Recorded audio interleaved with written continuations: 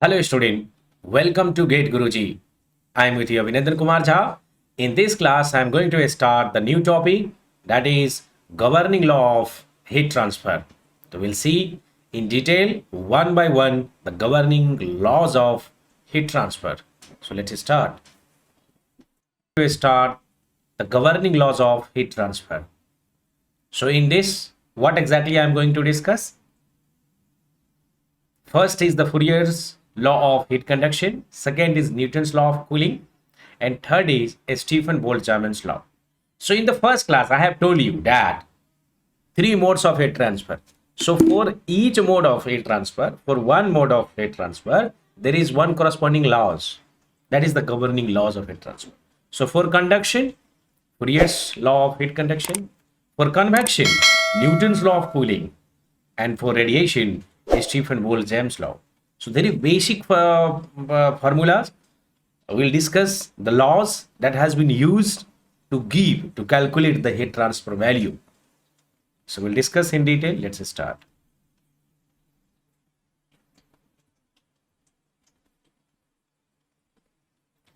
First is Fourier's law of heat conduction. What is the definition?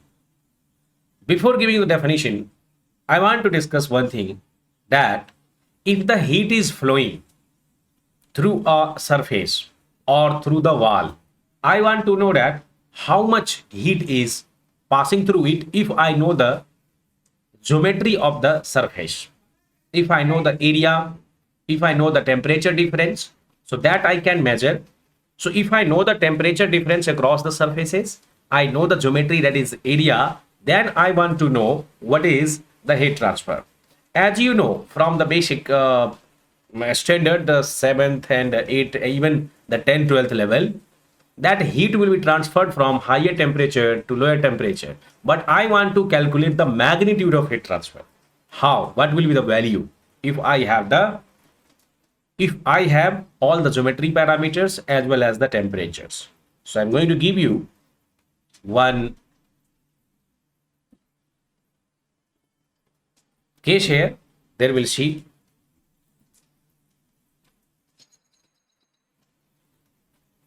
It here. मान लीजिए कि हमारे पास यहां पर एक रेक्टेंगुलर सरफेस स्लैब है, मेरे पास एक रेक्टेंगुलर स्लैब है, मैंने ये बनाया और इसमें हीट इस तरह से फ्लो हो रहा है QX. मैंने ये कह दिया कि ये मेरा हीट X डायरेक्शन में फ्लो हो रहा है. ठीक, तो सिर्फ एक डायरेक्शन में, Y में हम नहीं देख रहे, Z में नहीं देख रहे, सिर्फ X डायरेक्शन में हीट ले रहे हैं. और ये एक स्लैब है, तो स्लैब होगा तो इसमें कुछ और भी ऐसे इस तरह से सरफेसेज होंगे और ये इनसाइड दिस प्लेन, ये अंदर पेज की तरफ जा रहा है. Heat is transferred from QX. अब अगर मान लीजिए कि इसका थिकनेस यहां से यहां तक ये X दिया हुआ है, right. So here the heat that will be passing here through this surface will be QX plus some DX. मतलब ये इसका थिकनेस हम मान लेते हैं कि वेरी स्मॉल है, तो यहां से ये पास हो रहा होगा. So how much heat will be passing through it if I no also the another thing is the temperature. तो मान लीजिए कि इस वाले जो लेफ्ट में है, इसका टेम्परेचर हमारे पास T1 है और यहां पर इस तरह जो दूसरा सरफेस है जिधर से वो बाहर आ रहा है, that is T2. We know it, this is the slab. So if I know the temperature at the surface 1 at the surface 2, मतलब जहां पर हीट एंटर कर रहा है दैट इज QX, जहां से लीव कर रहा है that I know the temperature that is T2. So temperature difference है, थिकनेस हमें मालूम है. अगर चाहो तो इसका एरिया ऑफ क्रॉस सेक्शन, ये परपेंडिकुलर एरिया जिस पे ये हीट पास कर रहा है, फ्लो हो रहा है, एंटर कर रहा है, that we know is the area A. तो ये हमें मालूम है. I want to know what will be the QX क्या होगा. तो इसके लिए जैसे फिजिक्स में अलग अलग तरह के लॉ होते हैं, इसी तरह से हमारे एक विद्वान साइंटिस्ट ने, फुरियर्स ने, इसमें एक लॉ दिया है. क्या कहता है ये लॉ? फुरियर्स ने बहुत सारे एक्सपेरिमेंट किए, ऑब्जर्व किए, इसका कोई प्रूफ नहीं है, और उन्होंने ऐसा लॉ दिया और वो लॉ आज भी सही है. आप चाहें तो इसकी वैलिडिटी चेक कर सकते हैं जब आप आगे की क्लास में जाएंगे, रिसर्च करेंगे. तो अभी तक तो चल रहा है और सही है, हो रहा है. So the this law states that the rate of heat transfer bye conduction, ये जो QX है ना, आपको यही चाहिए, आपको क्या चाहिए, QX चाहिए. So this QX will be directly proportional to, मतलब QX in any given direction, अगर x में बोल रहे हो तो x में, y में बोल रहे हो तो y में, यहां पर हमने x लिया है. So heat transfer in any given direction is directly proportional to the temperature gradient. Directly proportional to the temperature gradient. Temperature gradient क्या होता है, जैसे मैं कहता हूं T1 माइनस T2, ये टेम्परेचर डिफरेंस है, लेकिन कहां से कहां तक, इस सरफेस से इस सरफेस, तो इसका थिकनेस भी अगर हम कुछ ऐसा ले लें x2 माइनस कुछ x1, तो ये हमारा हो जाता है dt by d x. So heat will be proportional to temperature gradient dt by d x. I will tell you why it is happening. Secondly, along that direction and it also directly proportional to the area of heat transfer lying perpendicular. ये जो है ये area के भी perpendicular होता है, यानी जिस सरफेस से जहां से हीट एंटर कर रहा है उसका परपेंडिकुलर एरिया हमें लेना होता है. That you have to take the perpendicular area. अगर हीट ऐसे फ्लो हो रहा है तो उसके ये परपेंडिकुलर एरिया, उसके सामने 90 डिग्री वाला एरिया लेना है. इधर का एरिया नहीं लेना है, इधर का एरिया नहीं लेना, परपेंडिकुलर का एरिया लेना है. So this two observation have given by the Fourier's law, right. So we can write this is the law.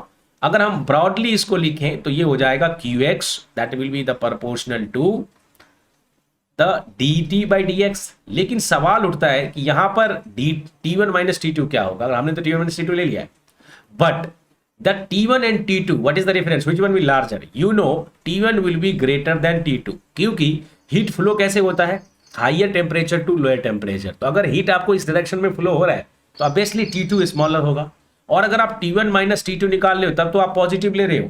लेकिन अगर हम फाइनल टेम्परेचर डिफरेंस निकालते हैं T2 minus T1, that will be the negative, right. और जो हमारा इस तरह से जब हमने x2 by x2 minus x1 लिया है, ये भी हमने डिफरेंसेस होगा थिकनेस का, तो ये ऑलरेडी डिक्रीजिंग है. हीट ट्रांसफर डिक्रीजिंग डायरेक्शन में, डिक्रीजिंग टेम्परेचर डिफरेंस में होता है, तो यहां पर एक निगेटिव का साइन भी लेता है, ये दिखाने के लिए कि हमारा जो टेम्परेचर, हमारा जो हीट फ्लो हो रहा है वो डिक्रीजिंग टेम्परेचर में हो रहा है. ठीक है, तो ये QX minus dt by d x लिखेंगे और प्रोपोर्शनल टू कैपिटल A, ये हमारा एरिया होगा. Okay, so what they have concluded, उन्होंने कंक्लूड ये किया था कि जो QX की वैल्यू होगी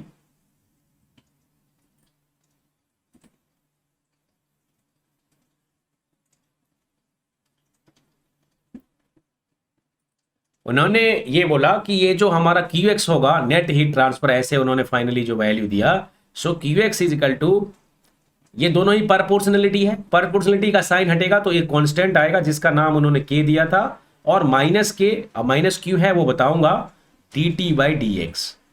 ठीक है, अगर आप पॉजिटिव लेते हैं dt बाई डी एक्स तो यहां पर एक माइनस लगाना पड़ेगा. That show that heat transfer always occurs in the direction of decreasing temperature. ठीक है, हीट ट्रांसफर ऑलवेज अकर, देखो T1 और T2 में हीट फ्लो तभी होगा जब T2 कम होगा. समझ आ रहा है. So here this is the Fourier law of heat conduction. ये हमारा है Fourier's law of heat conduction, Fourier's law of heat conduction.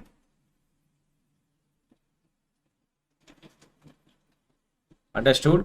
तो सबसे पहले हम यहां पर इस पे जान लेते हैं K क्या है, थर्मल कंडक्टिविटी है. यहां पर ये भी जान लीजिए what is K. K is the thermal conductivity. K हमारा थर्मल कंडक्टिविटी है ऑफ ए स्लैब मटेरियल, और इसका यूनिट क्या होता है, वाट. वाट आप कैपिटल में लिखते हैं, पर मीटर, वाट पर मीटर केल्विन, ये इसका यूनिट होता है, watt per metre kelvin. So this is unit of thermal conductivity that you know from the previous class. And negative sign क्या दिखाता है, negative sign shows that the heat transfer occurs in the, ये मैंने लिखा नहीं है, ये जो निगेटिव साइन है ये बताता है कि heat transfer will be in the decreasing direction, in the decreasing temperature, decreasing temperature. So heat transfer HT will take place in decreasing temperature direction. तो इसलिए नेगेटिव साइन है। ए क्या है? ए हमारा परपेंडिकुलर एरिया है, area that is perpendicular to the direction of heat flow. अगर heat x में हो रहा है तो एक्स के परपेंडिकुलर एरिया आपको ये वाला सरफेस लेना पड़ेगा जहां पर वो हीट एंटर कर रहा है, then dt by dx. So what is the definition that I have told you for the Fourier's law of heat conduction? It is that this law states that the rate of heat transfer by a conduction in a given direction is directly proportional to the temperature gradient. तो Q proportional है dt by dx. So it is directly proportional to the temperature gradient along the direction and is also directly proportional to the area of heat transfer lying perpendicular to the direction of heat transfer. Right, so this is the Fourier law of heat conduction. यहां पर हम ये क्यों लेते हैं कि देखा जाए अगर इसका प्रोफाइल अगर हम निकालें इस टेम्परेचर का, वो मैं बताने जा रहा हूं। अगर हम इसका प्रोफाइल देखें तो ये टेम्परेचर मान लीजिए यहां से है, तो ये लाइन कुछ ऐसा बनेगा। हम यहां मान रहे हैं कि एज्यूमिंग लीनियर वेरिएशन मान रहे हैं, तो ये जो कर्व होगा यहाँ T1 ज्यादा है और T2 कहीं यहां नीचे होगा और ये लीनियर वेरिएशन है। तो इसमें अगर हम प्रोफाइल देखें तो x डायरेक्शन में ये x होगा, dx होगा, और ये y डायरेक्शन में यहां पर dt होगा। ये स्लोप बताता है, dt by dx इस लाइन का स्लोप है। यहां पर हम मान रहे हैं लीनियर वेरिएशन है। इसके अलावा लीनियर के अलावा कोई और भी, मतलब कोई पॉलिनोमियल का भी वेरिएशन हो सकता है, पैराबोला हो सकता है, क्यूबिक हो सकता है। तो ये जो टेम्परेचर डिफरेंस है ये हम लीनियर अगर अज्यूम करेंगे तो ये ऐसा लाइन होगा, और ये ग्रेडियंट मतलब यहां से यहां तक ये टेम्परेचर जो है dt by dx होता है। ये इसका स्लोप है जो हमें ये बताता है कि किस तरह से हीट जो है यहां पर फ्लो होगा, और वो डिपेंड करेगा इस थर्मल ग्रेडियंट पे। ग्रेडियंट इसलिए बोलते हैं क्योंकि टेम्परेचर पर यूनिट ये जो है हमारा थिकनेस है, ठीक है। dt by dx टेम्परेचर कितना चेंज हुआ for unit change in the thickness, तो ये dt by dx हमारा होता है। क्लियर है चीज? I hope so this is clear to you. Fourier's law of heat conduction क्या है? This law states that the rate of heat transfer by conduction in a given direction is directly proportional to the temperature gradient along the direction and is also directly proportional to the area of heat transfer perpendicular to the direction of heat transfer. तो ये बात याद रखना, और ये formula होता है, ये रेड कलर में यहां पर मैंने लिखा है, Qx is equal to minus k dt by dx। Minus Q होता है, ये आपको हमने बता दिया कि हीट फ्लो होता है नेगेटिव टेम्परेचर डिफरेंस में, तो एक नेगेटिव हम पहले से लगा के रखते हैं, और final minus initial negative, overall ये नेगेटिव वैल्यू आएगी। अगर हमने फाइनल T2 माइनस T1 लगाया तो ऑलरेडी वो नेगेटिव आएगा, एक नेगेटिव ऑलरेडी है, तो फाइनल आपको पॉजिटिव मिलेगा। तो हीट ट्रांसफर हुआ है इस सरफेस से T1 से T2 के बीच में।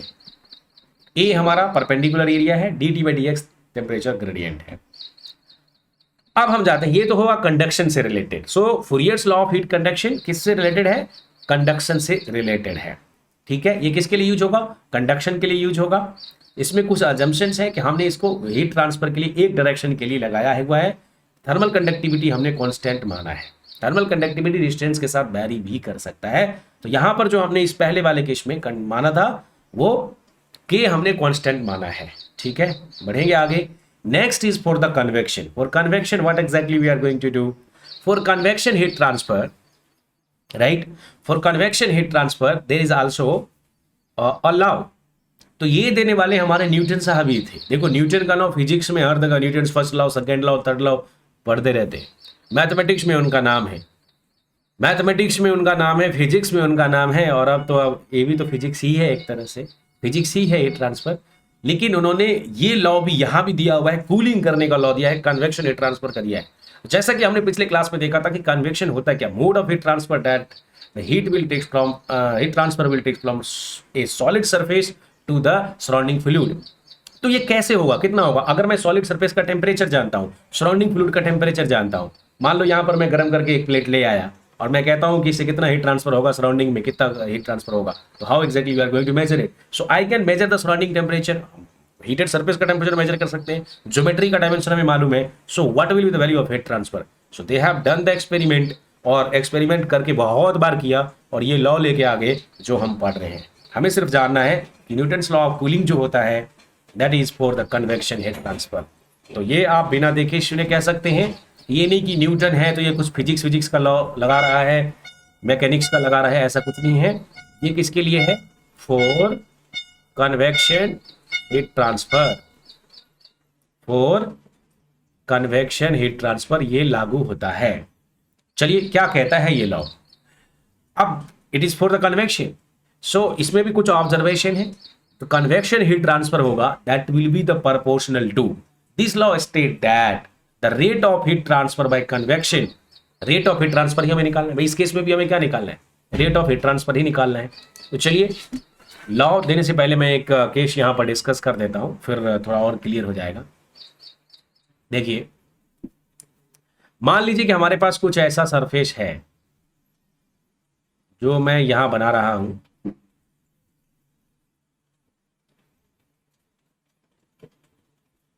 कुछ भी ऐसा सिलिंड्रिकल रेक्टेंगुलर कोई भी आप ऐसा सरफेस ले सकते हैं, और इसके ऊपर से हीट फ्लो हो रहा है, इसके हीट ऊपर से हीट फ्लो हो रहा है। तो मान लीजिए इसका एरिया हमें मालूम है, और ये जो सरफेस है वाल है, इसका वाल टेम्परेचर हमें TW भी मालूम है। अब ये हीटेड है, इट इज हीटेड, तो इससे जो हीट फ्लो हो रहा है यही टू द सराउंडिंग फ्लूइड्स, यहां पर एयर है, कुछ इस तरह से एयर फ्लो हो रहा है या वाटर में समझना। तो ये जो कन्वेक्शन हीट ट्रांसफर है, Q convection, that you have to find it. So what you know it in this case, what you know, जानते क्या हो? So we know the surface temperature, ये TW जानते हैं, इसका एरिया भी हम मेजर कर सकते हैं। हमें वाल टेम्परेचर, सरफेस टेम्परेचर हमें मालूम है, और यहां पर जो है इस पे ये फ्लूइड इस तरह से फ्लो हो रहा है, कोई एयर फ्लो हो रहा है, यहां पर एयर मान लीजिए, वो लिक्विड भी हो सकता है। So here we see that the fluid at temperature, ये फ्लूइड जिस टेम्परेचर से फ्लो हो रहा है, मान लीजिए कि कुछ T इन्फिनिटी है, नॉर्मली फ्लूइड के लिए हम ऐसा T इन्फिनिटी टेम्परेचर लगा सकते हैं आप, या T एयर लगा सकते हैं, T इन्फिनिटी जनरली हम मानते हैं सराउंडिंग फ्लूइड का। तो ये हमारा प्लेट है, और प्लेट के चारों तरफ ऐसे हवा जो है फ्लो हो रही है, एयर फ्लो हो रही है, तो उसका वेलोसिटी भी हम मेजर कर सकते हैं, उसका हमें टेम्परेचर मेजर कर सकते हैं, ज्योमेट्री का हमें टेम्परेचर और एरिया भी पता है। So that you know, now from this known thing you want to find the unknown thing, that is what, Q convection. तो वहां पर क्यू कन्वेक्शन हमारा निकालना पर्पस है।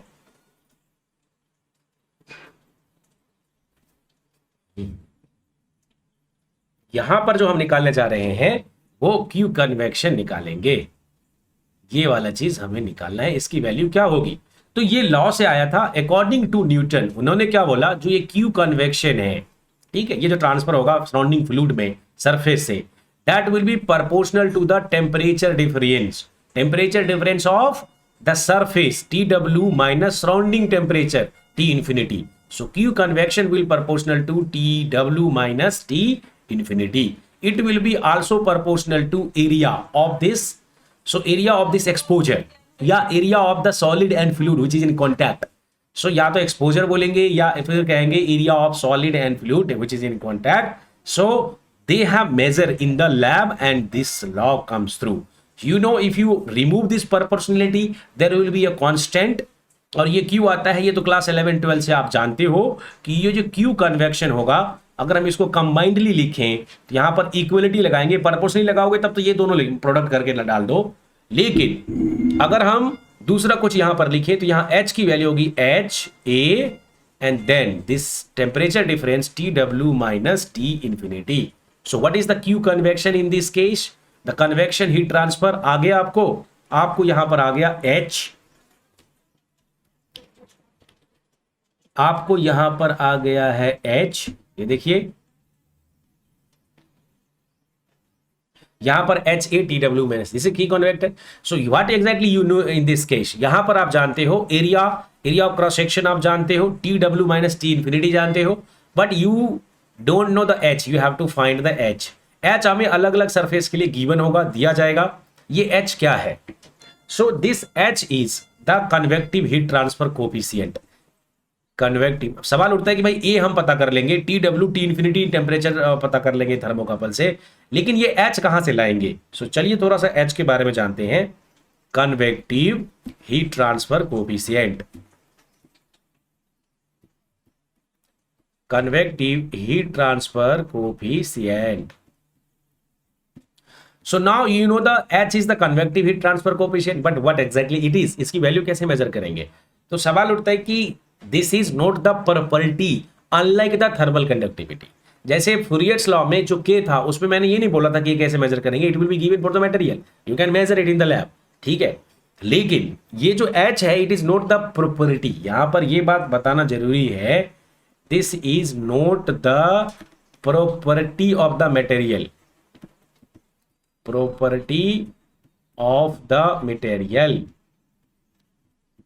ठीक है, ये मटेरियल की प्रॉपर्टी नहीं है, unlike thermal conductivity, unlike K property है लेकिन एच नहीं है. So H is what? H depends on the thermophysical properties. H will depend on thermophysical properties, that is rho, mu, CP and K. ये चार चीजों पे डिपेंड करता है, जिसको हम थर्मोफिजिकल प्रॉपर्टी कहते हैं. Thermophysical property. ये रो है, डेंसिटी है. म्यू क्या है? Coefficient, dynamic coefficient of viscosity है. सीपी क्या है? ये specific heat at constant pressure है. और के थर्मल कंडक्टिविटी है. So this H will depend on the thermophysical property. But ये चार ही चीजें पे नहीं होगी, इसके अलावा डिपेंड करता है कि ये फ्री कन्वेक्शन है या फोर्स कन्वेक्शन है. So I am going to give you the exact dependency of this heat convective heat transfer coefficient for free convection and forced convection. Before that, take the definition of the Newton's law of cooling. क्या कहता है Newton's law of cooling? This law states that the rate of heat transfer by convection between a solid surface and the surrounding fluid is directly proportional to what? Temperature difference, that is Tw minus T infinity. Temperature difference between the solid surface and the surrounding fluid, and it is also directly proportional to the area of contact or area of exposure or area of contact between solid and the fluid. तो ये जो heat transfer है, ये depend करेगा temperature difference पे as well as the area of contact क्या है? Solid surface और सराउंडिंग फ्लूइड का जो एरिया है उसके बीच में, या जिसको हम एरिया ऑफ एक्सपोजर कह सकते हैं, राइट? और that is the contact between the solid and fluid. ये आपको पता चल गया है. So Q equal to H A TW minus T infinity, या डेल्टा टी बोल देते हैं शॉर्ट में, H A delta T. Delta T है हमारा surface minus surrounding temperature, TW minus T infinity. Wall temperature कह दिया आप किसी किताब में, TS भी लिखा रहता है, तो आप TS माइनस टी इन्फिनिटी कर सकते हैं, TW माइनस टी इन्फिनिटी कर सकते हैं. Now H is not the property, right? Unlike the thermal conductivity, H will depend on the thermophysical property of the medium. तो जहां पर है वो मीडियम का थर्मोफिजिकल प्रॉपर्टीज पे डिपेंड करता है. But it will also depend कि भाई जो रो है, हमने बोला म्यू बोला, सीपी बोला, के बोला, it will also depend on the types of convection, that is free convection और फोर्स कन्वेक्शन. तो चलिए देखते हैं. और आपको पता होगा कि ये डिपेंड करता है मीडियम पे भी. अगर एयर से फ्लो हो रहा है हीटेड सरफेस पे और वाटर फ्लो हो रहा है, तो दोनों में हीट ट्रांसफर में आकाश पाताल का अंतर होता है. यानी एयर के केस में कम होता है और वाटर केस में ज्यादा होता है. कितना ज्यादा होगा ये डिपेंड करेगा कि कौन सा कंडीशन है, लेकिन हमेशा ज्यादा होता है. ऑलमोस्ट कम से कम 25 टाइम से तो ज्यादा ही होगा. ठीक है, क्यों कहते हैं ये भी मैं बताऊंगा आगे. तो पहले हम यहां पर देख लेते हैं न्यूटन्स लॉ ऑफ कूलिंग से रिलेटेड कुछ बातें, कि अगर मान लीजिए कि वो फ्री कन्वेक्शन है तो फिर क्या होगा.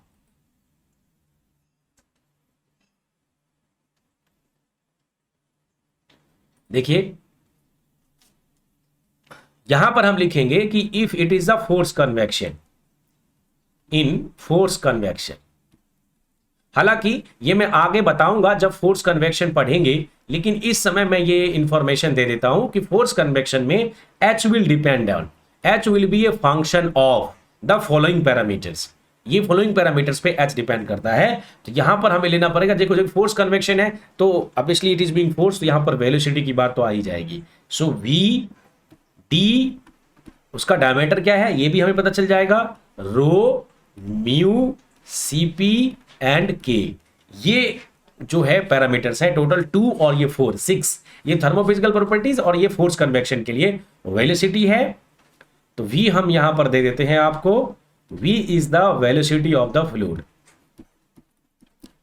Velocity of the fluid. Now what is D? ये D एक कैरेक्टरिस्टिक डायमेंशन होता है, जिसको हम कई बार डायमीटर बोल देते हैं सर्कुलर केस के लिए, लेकिन ये एग्जैक्टली इसका मीनिंग है characteristic dimension, dimension of the body.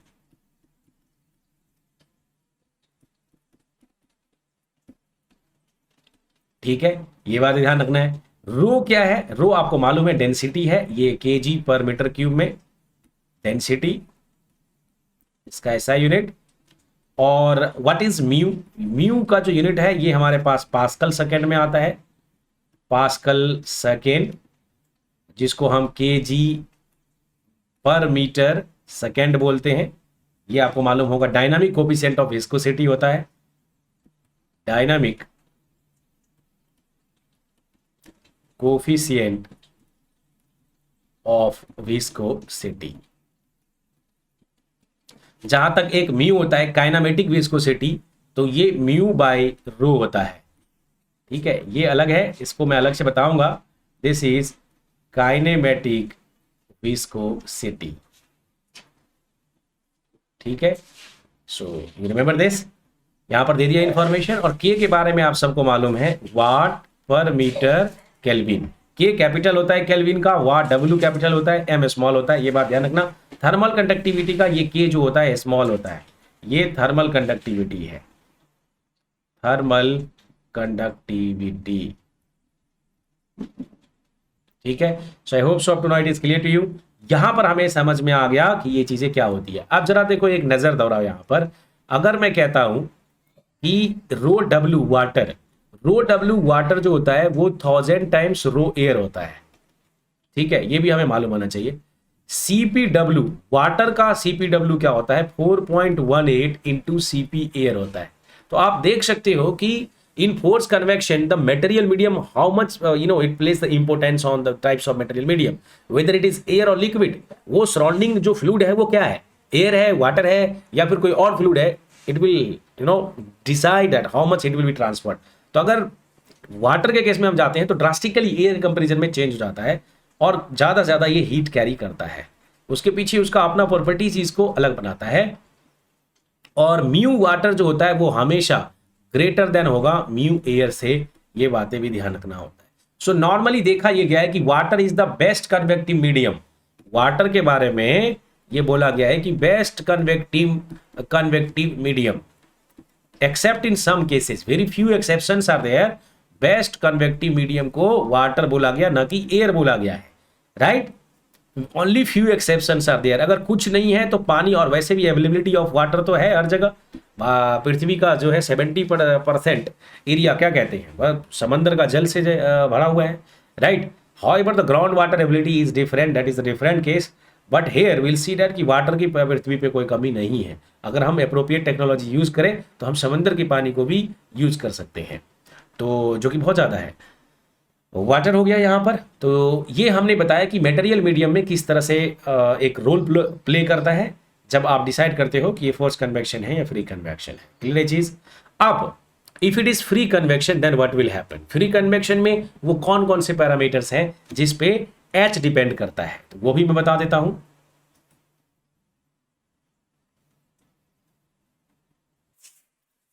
तो यहां पर हम देखेंगे कि अगर फ्री कन्वेक्शन होता है तो फिर कैसे होगा। तो चलिए वो दिखा देता हूं मैं आपको। इन केस ऑफ फ्री कन्वेक्शन, तो अगर हमारे पास फ्री कन्वेक्शन है तो क्या क्या होगा पैरामीटर्स, वो किस पे डिपेंड करेगा। सो इन केस ऑफ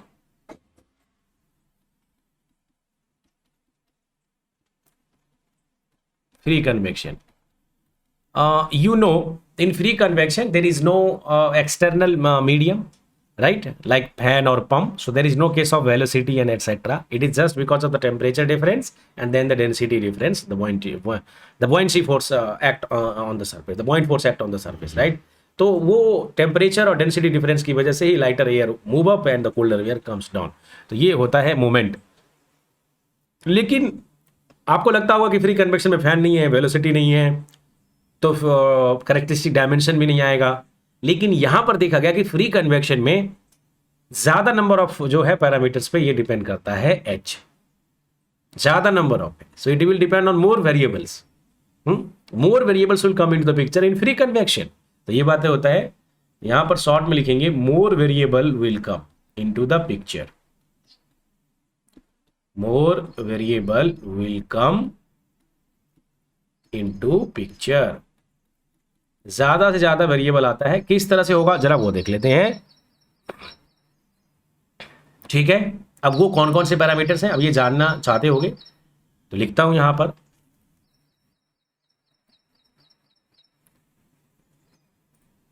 इसमें हम लेते हैं h इज इक्वल टू जो हमारे पास फंक्शन है, it is a function of G. Obviously buoyant force है तो ग्रेविटी तो उसमें आएगा ही, एक फैक्टर है।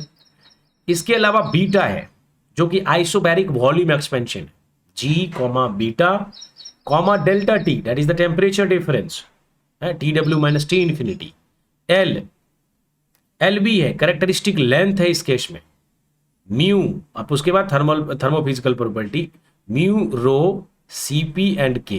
देखो ये तो रहेगा ही रहेगा, ये तो रहेगा ही रहेगा। इसके अलावा अब ये पैरामीटर स्पेशली आए हैं फ्री कन्वेक्शन के, that is the acceleration due to gravity, coefficient of volume, isobaric volume expansion, temperature difference, characteristic length.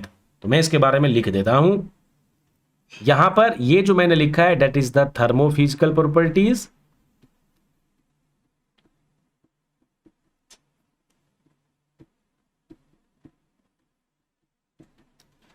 अब हम एक एक करके लिखते हैं। What is G? G is our acceleration due to gravity,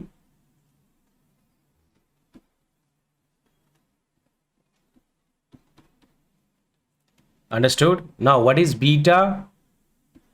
beta के बारे में हम यही कहते हैं कि इट इज आइसोबारिक, आइसोबारिक है, वॉल्यूम एक्सपेंशन। सो ऑन हुई, देखो ज्यादा ज्यादा वेरिएबल इसमें आए हैं, मोर वेरिएबल्स है इसमें। Isobaric volume expansion, coefficient of fluid,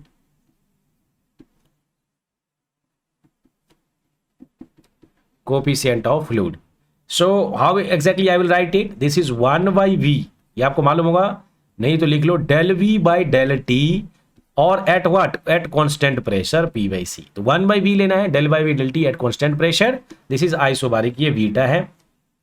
अब हम देखेंगे बीटा। आप देखो ये सवाल होता है कि इसकी क्या जरूरत है।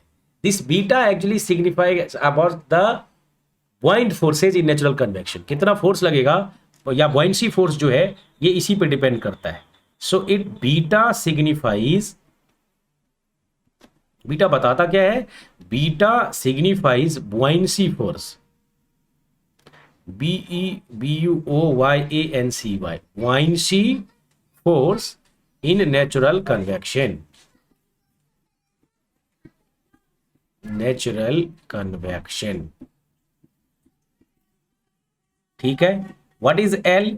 L is the characteristic length of the body, L is the characteristic, CHARACTERISTIC, characteristic length of, characteristic length of the body, body के कैरेक्टरिस्टिक लेंथ पे डिपेंड करता है हमारा एल। और what is the delta T? Delta T के बारे में बोला था TW माइनस टी इन्फिनिटी, ये होता है। समझ आया? यहां पर सारी बातें बता दिया। सो फ्री कन्वेक्शन, अब सवाल उठता है कि दोनों में सर एच की वैल्यू किस में ज्यादा होगा, फ्री में होगा ज्यादा या फोर्स में होगा? यार डेफिनेटली यार इसमें इतना तो मालूम होगा कि जहां फोर्स है, धक्का मुक्की है, समझ रहे हो, क्योंकि वहां ज्यादा से ज्यादा हीट और एयर फ्लूइड पास हो रहा है, तो ऑफ कोर्स अगर आप देखोगे तो वहां पर आपको ज्यादा से ज्यादा हीट फ्लो होगा। तो हम ये कह सकते हैं कि जो H है, H force convection, H forced greater than, ये कन्वेक्शन है, शॉर्ट में लिख रहा हूं, H फ्री कन्वेक्शन। जब भी कभी फोर्स कन्वेक्शन है, चाहे मीडियम कुछ भी हो, हमेशा ज्यादा होगा। सो या फिर हम उल्टा कह सकते हैं, the H value for free convection is less than the forced convection for the same medium, and if the liquid is different then definitely it is different. For example, for water, for liquid you want to compare it, देखना चाहते हो कि कब क्या होता है, तो चलो आगे हम देखते हैं रेंज ऑफ H। चलिए देखते हैं फ्री कन्वेक्शन इन गैसेज। अगर गैस में कन्वेक्शन है और वो भी फ्री है तो वो 3 to 25 है, अंडरस्टूड। फोर्स कन्वेक्शन इन गैसेज मतलब मीडियम सेम है, फ्लूइड सेम है, तो लेकिन है फ्री ही। एक फ्री कन्वेक्शन गैसेज में था, अब फोर्स कन्वेक्शन गैसेज में है, मीडियम सेम है, फ्लूइड सेम है, लेकिन वैल्यू चेंज हो जाती है। जहां से तो खत्म होता है मैं वहां से शुरू होता हूं। कौन कहता है ये फोर्स कन्वेक्शन? किसको कहता है? फ्री कन्वेक्शन को, गैसेज के लिए। तो देखो जहां 25 पे खत्म हो रहा है, देखो इस वाले केस में ये मैं दिखा रहा हूं, इस वाले केस में देखो ये 3 to 25 है, और फोर्स जब भी हुआ, ये फोर्स कन्वेक्शन चालू हुआ, अब वैल्यू बढ़ जाएगी, बढ़ी रहेगी 25 to 400, ज्यादा ये होता है। अब आप बोलोगे ये वैल्यू मैंने अप्रोक्सीमेटली कुछ वैल्यूज दिया है सोर्सेस से एट ए पर्टिकुलर टेम्परेचर, जो किताबों में लिखी है स्टैंडर्ड, ठीक है। लेकिन कोई बोलेगा मेरे केस में तो फ्री कन्वेक्शन 20 से ज्यादा आ ही नहीं रहा है, मैं तो रिसर्च कर रहा हूँ, इलेक्ट्रॉनिक कूलिंग में देख रहा हूँ, नेचुरल कन्वेक्शन देख रहा हूँ। चल, ये किसी पर्टिकुलर टेम्परेचर पे है, ये आपको एक आइडिया देना है, रिलेटिव आइडिया देना है। ये मैं एग्जामिनेशन पॉइंट ऑफ व्यू के लिए कह रहा हूं। रिसर्च कर रहे हैं तो भैया रिसर्च करने के लिए आप मेजर करिए, जिस भी एप्लीकेशन के लिए आप यूज कर रहे हैं उस एप्लीकेशन के लिए एच की वैल्यू आप कैलकुलेट करिए एक्सपेरिमेंट से, और वो वैल्यू आप यूज करिए।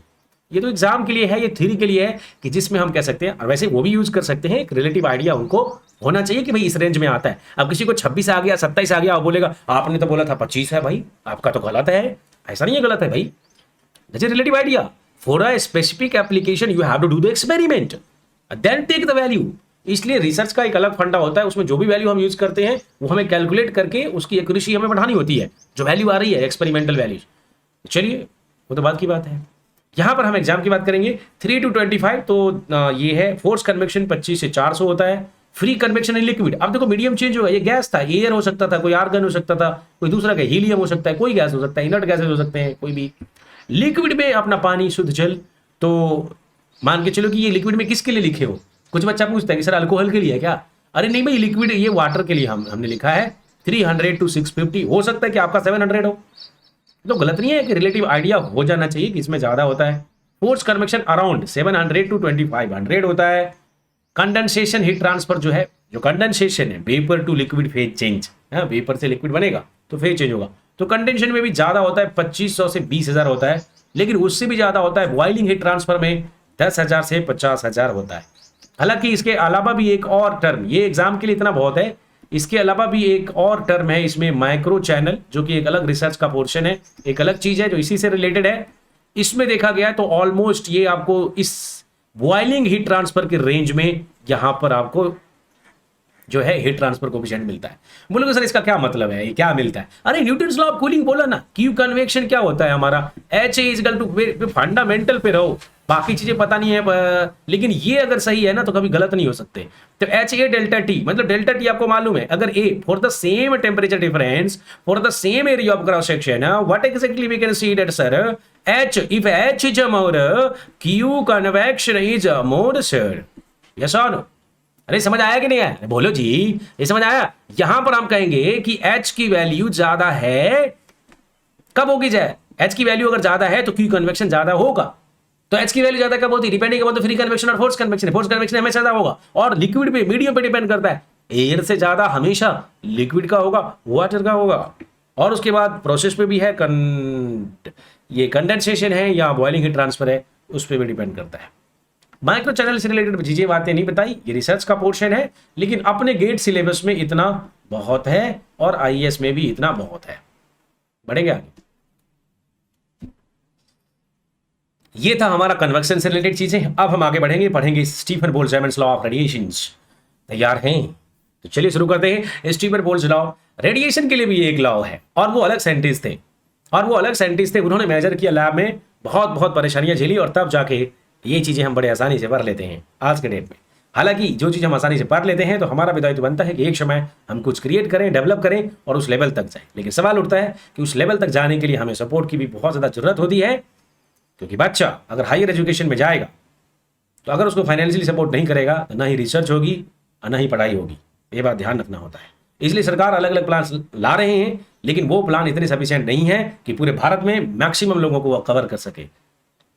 समझ आया? तो मेरी एक अपील होगी, जुताऊ जी बैठे हैं बड़े पोस्ट पे, तो रिसर्च में ज्यादा से ज्यादा लोगों को अपॉर्चुनिटी दें, और खास करके जितने भी आईआईटी में एग्जाम होते हैं पीएचडी के लिए, वो एक सिंगल एग्जाम होना चाहिए। एक बच्चा बिहार से सीधा जाता है इंदौर एग्जाम देने के लिए, आईआईटी इंदौर, और उसका दूसरा दिन एग्जाम होता है कहीं पर आईआईटी पलक्कड़ में, केरला में। चलते रहो फिरते रहो। तो उनका भी एग्जाम, अगर आप रिसर्च कराना चाहते हैं इंजीनियर से, तो एक सिंगल एग्जाम करिए और उनके मेरिट और स्कोर पे उनको एडमिशन दिलाइए। इससे बच्चों की परेशानी कम होगी, उनके पैसे की बचत होगी, और साथ साथ अगर रिसर्च हो रहा है हर जगह हर इंजीनियरिंग कॉलेज में रिसर्च होना चाहिए। तो रिसर्च के लिए सपोर्ट और ग्रांट की भी जरूरत है, क्योंकि एक समय तक ही फैमिली आपको सपोर्ट करती है, कुछ इनकम की भी जरूरत है। लोगों के पास नॉलेज है, टैलेंट है, बहुत अच्छा अच्छा यूजफुल चीज़ें आएंगी और हमारा भारत आगे बढ़ेगा। बढ़ते हैं आगे स्टीफन बोल्ट्जमैन लॉ के बारे में। इसमें हम जानेंगे क्या कहता है। This law state that the radiation energy emitted from the surface of black body is directly proportional to the fourth power of the absolute temperature of the body. यानी हम रेडिएशन हीट ट्रांसफर देखते हैं, basic fundamentals आपको मालूम है, electromagnetic wave के form में heat radiate हो रहा है, ट्रांसफर हो रहा है, तो वो हीट कितना होगा ये इस केस में भी हम वही जानेंगे। जैसा कि मैंने बोला था कंडक्शन में कि अगर मुझे ज्योमेट्रिकल प्रॉपर्टीज मालूम है, टेम्परेचर डिफरेंस मालूम है, कितना हीट ट्रांसफर होगा बताइए ना सर कंडक्शन का। इसी तरह से हमने आपको कन्वेक्शन के लिए पूछा कि भाई अगर हमें सरफेस टेम्परेचर मालूम है, सराउंडिंग फ्लूइड्स की वेलोसिटी मालूम है, टेम्परेचर मालूम है, तो कितना हीट ट्रांसफर कोएफिशिएंट है, न्यूटन साहब ने इसको मेजर करके बताया h डेल्टा t। इसी तरह से अगर रेडिएशन हीट ट्रांसफर हो रहा है, अगर मैंने यहाँ पर अलाव जला रखा है और यहाँ पर मैं हाथ सेक रहा हूं तो मुझे कितना हीट मिल रहा है बताएंगे क्या? हम टेम्परेचर बता सकते हैं। हमारे पास टेम्परेचर मालूम है सिर्फ और सिर्फ, ज्योमेट्री हमें मालूम कर सकते हैं। तो उन्होंने बोला कि this law state that the radiation energy emitted from the surface of a black body, काले रंग के सरफेस के बारे में बोला गया जी। The black body is directly proportional to the fourth power of the absolute temperature of the body. तो एब्सोल्यूट टेम्परेचर लेना है, यानी एब्सोल्यूट स्केल का टेम्परेचर लेना है, केल्विन में लेना है, केल्विन में इंपॉर्टेंट है और उसके फोर्थ पावर से प्रोपोर्शनल है। ये लैब में करके देखा गया, 1 पावर 2 पावर 3 4। तो ये एक्सपेरिमेंट जो भी बोला था, fourth power, third power, 3/2 power, ये सब एक्सपेरिमेंट का कमाल है। लिखेंगे आगे कि क्या कहता है हमारा स्टीफन बोल्ट्जमैन लॉ। तो जरा हम इसको लिखते हैं।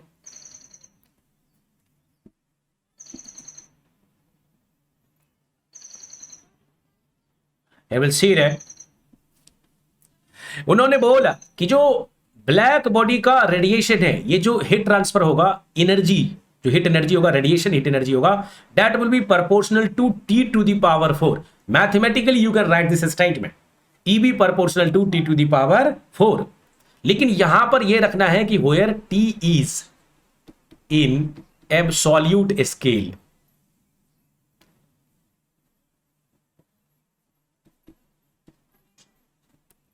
T is in absolute scale temperature, या एब्सोल्यूट टेम्परेचर हमें बोलना है, ये केल्विन में होगा, ये ध्यान रखना होगा। अंडरस्टूड? तो यहां भी प्रोपोर्शनलिटी अगर हटाएंगे, so there will be a constant, this constant is called as sigma T to the power 4g। How exactly we are going to write here, will see it. Sigma T to the power 4, sigma एक constant है, एक नया constant है। इसके बारे में बोला गया कि सिग्मा की वैल्यू कैसे निकालेंगे। जैसा कि हमने देखा न्यूटन लॉ ऑफ कूलिंग में h डेल्टा t, h को कन्वेक्टिव हीट ट्रांसफर कोएफिशिएंट है, उसको निकालने के लिए बताया कि फ्री कन्वेक्शन है, फोर्स कन्वेक्शन है, किस पर डिपेंड करेगा आपने देखा। लेकिन ठीक उसी प्रकार यहां पर सिग्मा को क्या बोला गया, पहले नाम लिख देते हैं, क्योंकि भाई साहब ने निकाला था। कौन थे अपने भाई साहब? Stefan Boltzmann. तो उन्होंने अपना नाम से कांस्टेंट डाला और बोला कि स्टीफन बोल्ट्जमैन कांस्टेंट, बिकॉज मैंने निकाला है जी, मेरा नाम तो हो जाना चाहिए इतना। So Stefan Boltzmann, Stephen Boltzmann coefficient. What is the value?